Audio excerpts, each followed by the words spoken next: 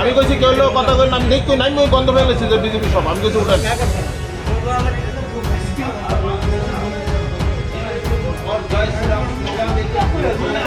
আমি তো ভাই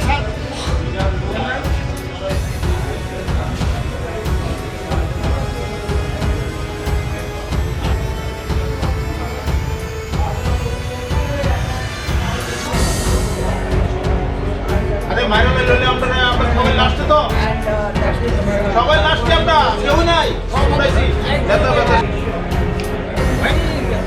আরে আমার গাড়িটা তো সবাই লাস্টে গেছে না আমি তো গাড়ি দুজন করছি না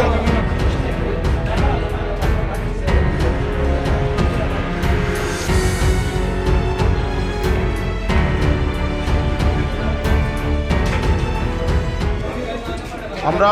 আমাদের সর্বভারতীয় কংগ্রেসের সমস্ত নেতৃত্বরা কেন্দ্রীয় নেতৃত্বরা এবং রাজ্য প্রদেশ কংগ্রেসের সভাপতি শ্রদ্ধেয় বিরোজী সিনহা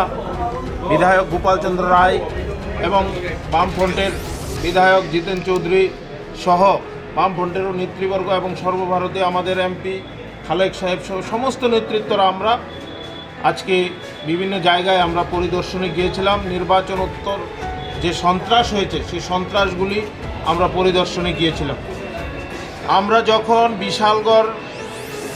এলাকায় নেহালচন্দ্রনগর যেখানে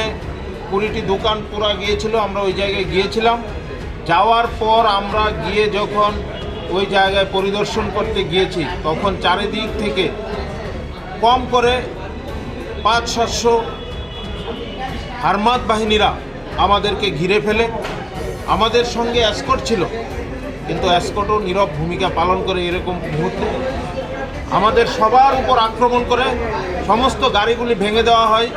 আমাদের উপর আক্রমণ করে প্রদেশ কংগ্রেস সভাপতি বিরোজী সিনহা সাহেবের উপর আক্রমণ করে আমাদের সর্বভারতীয় যিনি লোকসভার এমপি নেতা আব্দুল খালেক ডক্টর অজয় কুমার স্যার সবার উপর আক্রমণ করে এবং এলো পাতারে দাব বল্লম বিভিন্ন অস্ত্র শস্ত্র নিয়ে সুসজ্জিতভাবে আমাদের উপর আক্রমণ করে গাড়িগুলি ভেঙে দেওয়া হয় একটা গাড়ি ওই জায়গায় এখনও রয়েছে আমাদের অনেক লোককে পাওয়া যাচ্ছে না আমরা কোনো রকমে উপরওয়ালার দান থাকাতে আমরা সবাই বেঁচে এসেছি এই জায়গাতে তা অত্যন্ত নিন্দনীয় মানুষ গণতন্ত্র অধিকার করে এই রাজ্যে মানুষ ভোটাধিকার দিয়ে ভোট দিয়ে যদি সরকার প্রতিষ্ঠিত করে থাকে এই সরকার যদি মানুষের উপর এভাবে আক্রমণ করে তাহলে এই রাজ্যের মানুষ বিচার করবে আমরা মানুষের উপর ছেড়ে দিলাম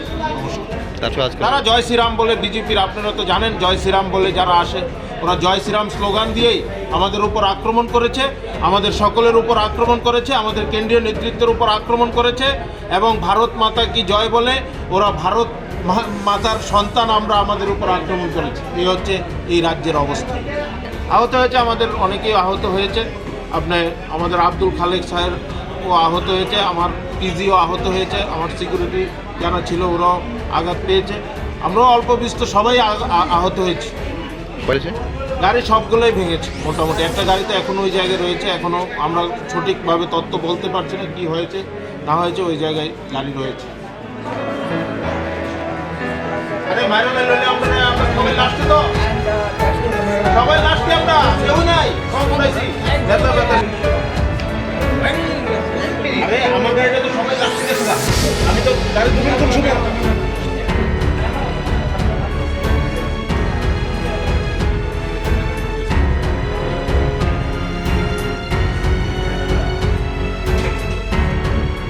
আজকে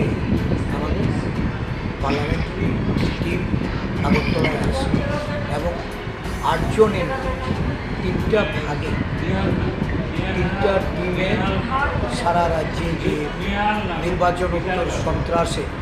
বাড়িঘর পোড়ানো হয়েছে বাড়িঘর যেখানে ভাঙচুর হয়েছে দোকান বাড়ি বিভিন্নভাবে ক্ষতিগ্রস্ত মানুষের অবস্থা খতিয়ে দেখার জন্য তারা আসে এবং 3টা ভাগে যেখানে যেখানে মুভমেন্ট হয়েছে বিশেষ করে একটা টিমে আমাদের পিসিসি প্রেসিডেন্ট সিপিআইএম দলের সাধারণ সম্পাদক বিরজিৎ বাবু জিতেন বাবুদের নেতৃত্বে আমাদের যে এমপি টিম মুভ করছে ওই এমপি টিমে তারা নেহালচন্দ্রনগর বিশালগড়ে গিয়ে যখন অগ্নিকাণ্ডে সেখানে ক্ষতিগ্রস্ত দোকানদারদের কাছে যাওয়ার চেষ্টা করে সেখানে তাদেরকে আক্রমণের মুখে পড়তে হয়। বিজেপি গুন্ডারা সেখানে ওই দোকানদারদের যে ক্ষতিগ্রস্ত যারা হয়েছে তাদের ভিজিট করার ক্ষেত্রে বাধা তৈরি করে এবং তারা দাবি করে যে সেখানে নাকি বিজেপিদের ফলোয়ারদের বাড়িঘর পোড়া হয়েছে করিয়া তারা ওখানে ভয়ভীতি প্রদর্শন করিয়া দোকানদারদের কাছে আসতে দেয়নি এবং পরবর্তী সময়ে এমপি টিমে গাড়িগুলিতে সিমিলার ঘটনা কলকলিয়াতে বিকাশ ভট্টাচার্য, রঞ্জিতা রঞ্জন এমপি, আমাদের এআইসিসি জেনারেল সেক্রেটারি জারিতা রাইফলাঞ্জি সহ আমাদের যে টিম আমরা কলকলিয়া যাই। কলকলিয়াতে একটা বাড়ির রেন্সেক হয় সমীর সাহা নামে, তার বাড়ির ক্ষতিগ্রস্ত যারা তাদের সঙ্গে কথাবার্তা বলে আমরা যখন ফিরছিলাম রাস্তায় আমাদের উপর আক্রমণ করার চেষ্টা করি এবং এটা আমরা ভিডিও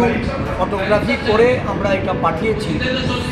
আমরা এসপির সঙ্গে কথা বলতে চাইছি, এসপি অ্যাভেলেবেল ছিলেন না, অ্যাডিশনাল এসপিকে আমরা সমস্ত ঘটনা জানিয়েছি এবং দেখা গেছে যে সেখানেও আক্রমণের চেষ্টা হয়েছে। তাকে স্থানীয় পুলিশ তারা আটকানোর চেষ্টা করছে, সে সমস্ত কিছু টপকে এমপি টিমকে সেখানে আক্রমণ করতে ছুটে এসে বিকাশবাবুর গাড়িতে ও আক্রমণ করতে যাচ্ছে। এই অবস্থা আজকে রাজ্যে বিরাজ করছে। অত্যন্ত নিন্দনীয় যে যেখানে